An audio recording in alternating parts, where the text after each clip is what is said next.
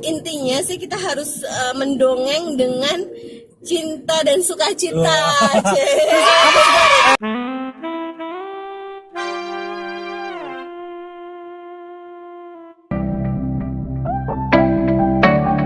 Guys, hari ini aku lagi bareng sama Kanina. Lagi Bareng ya.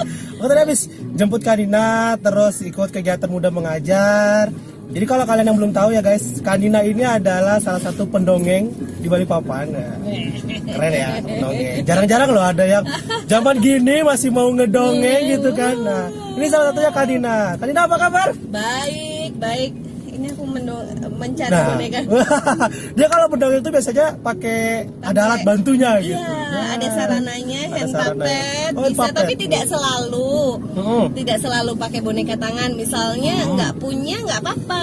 Sebenarnya kita bisa bikin sendiri juga dari barang-barang yang ada. Misalnya ada botol yogurt bekas, bisa kita pakai stik es krim, kardus bekas pun bisa kita gunakan. Wah, Tapi mantap. seandainya nggak punya itu semua juga nggak apa-apa. Jadi jangan ada yang membatasi tuh Kak Ihsan untuk mendongeng. Jadi jangan membatasi diri, karena kita bisa mengeksplorasi diri kita sendiri. Misalnya nggak punya apa-apa, kita bisa merubah-rubah mimik wajah, misalnya bisa merubah intonasi suara, bisa. Terus kita bisa juga manipulasi objek yang ada, misalnya apa ya? Misalnya selendang gitu, bisa kita jadiin tongkat, mungkin bisa jadi ular, bisa jadi ombak, ya kan? Jadi kita tidak boleh membatasi diri kita sih. Jadi intinya bisa-bisanya mengeksplorasi apa yang kita punyai gitu. Jadi nggak perlu beli hand puppet yang mahal-mahal, bisa bikin sendiri dari kain flanel bisa, yaitu tadi Melatih kreativitas juga kayak. betul. Selain merangsang imajinasi ya, seperti obrolan kita kemarin, ternyata bisa juga melatih merangsang kreativitas. Itu untuk pendongengnya kayak. Untuk Terus pendongengnya. untuk pendengarnya nih gimana Kak? Untuk pendengarnya biasanya setelah mendengarkan dongeng gitu ya, itu kan memantik ya, ada rasa ingin.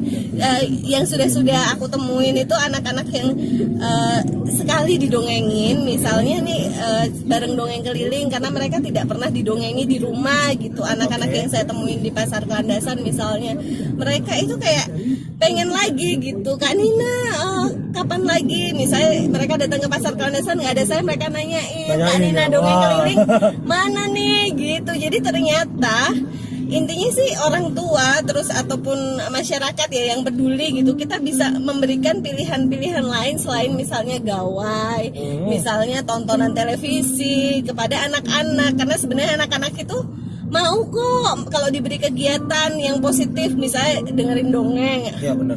Setelah dengerin dongeng misalnya diajakin gambar, diajakin bikin, itu kan juga merangsang kreativitas mereka. Terus jadi ada sesuatu nih yang didapat dari dongeng, dari kisahnya itu sendiri, terus dari kegiatan setelahnya. Karena di dongeng sendiri itu ada pesan moralnya gitu kayak. Iya. Tapi sebenarnya dongeng itu tidak melulu soal pesan moral Kak Ihsan. Jadi bisa juga sesederhana menghibur aja gitu loh. Itu juga tujuan dongeng ya, menghibur itu kan tujuan juga. Tapi intinya sih kita harus mendongeng dengan cinta dan sukacita. Selama kakak mendongeng, sudah berapa tahun kakak mendongeng ini Kak?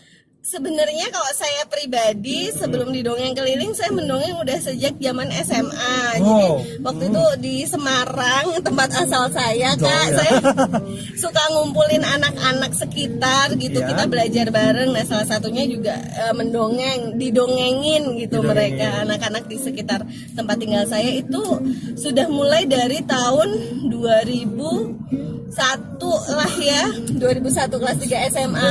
17 tahun Ya betul, biasa.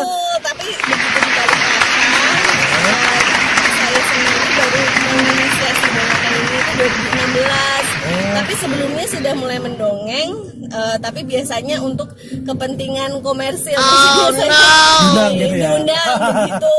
Nah tapi kenapa 2016 saya berpikir, awal 2016 kenapa enggak sih dongeng ini anak-anak yang tidak memiliki akses terhadap dongeng gimana dong kalau kayak gitu kan, mereka nggak kenal dongeng, mereka nggak punya buku misalnya lah paling enggak.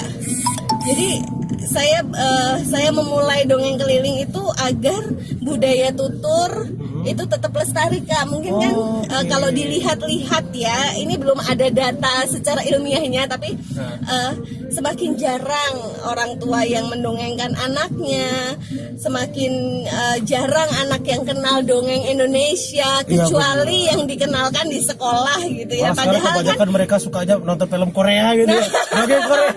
ya betul. Padahal kan dongeng Indonesia itu luas Padahal, ya, iya, dari betul. Sabang sampai Merauke, dan itu Jadi bisa pasti tahu setiap- juga kita legenda-legenda yang terjadi di Indonesia seperti itu kayak. dan setiap daerah punya budaya tuturnya sendiri, Iya, benar. dongengnya sendiri. Nah itu sih yang pengen dongeng keliling lestarikan gitu, dongeng Nusantara dan budaya tutur itu sendiri.